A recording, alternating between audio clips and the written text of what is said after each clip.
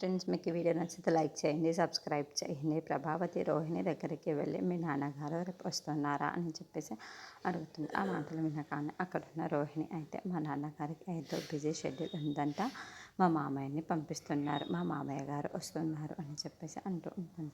ఆ మాటలు వినగానే అక్కడున్న ప్రభావతి చాలా సంతోషిస్తూ, సరేలే ఎవరు వస్తే ఏముంది, మీ ఫ్యామిలీ నుండి ఎవరో ఒకరు వస్తున్నారు కదా అని చెప్పేసి అనుకుంటూ మాట్లాడుతూ ఉంటుంది. ఇంతలో ఉదయాన్నే లేచి అందరు ఊరికి బయలుదేరుతూ ఉంటారు.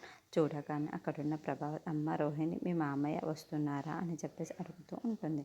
ఆ మాటలు వినగానే అక్కడున్న బాలు అలాగే మీనా వాళ్ళు ఒక్కసారిగా షాక్ అయిపోయి రోహిణి వైపు అలా చూస్తూ ఉండిపోతారు. ఇంతలో అక్కడున్న రోహిణి అయితే ఆఫీస్లో వస్తున్నారంట, ఇప్పుడే బస్ ఎక్కారంట అని చెప్పేసి అంటుంది. ఇంతలో అక్కడున్న బాలు మాత్రం మలేషియన్ ఎవరైనా బస్సులో వస్తారా ఏంటి అని చెప్పేసి అడుగుతూ ఉంటాడు.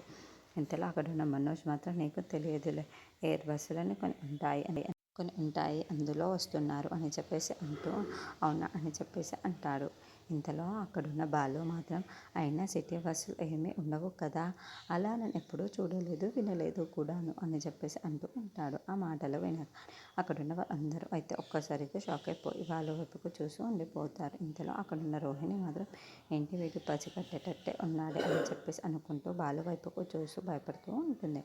ఇంతలో అక్కడున్న బాలు మాత్రం, ఇదేదో అడ్డం విహారం లాగానే ఉంది, అదేంటో తెలుసుకోవాలి అని చెప్పేసి అనుకుంటూ ఆలోచిస్తూ రోహిణి వైపుకు చూస్తూ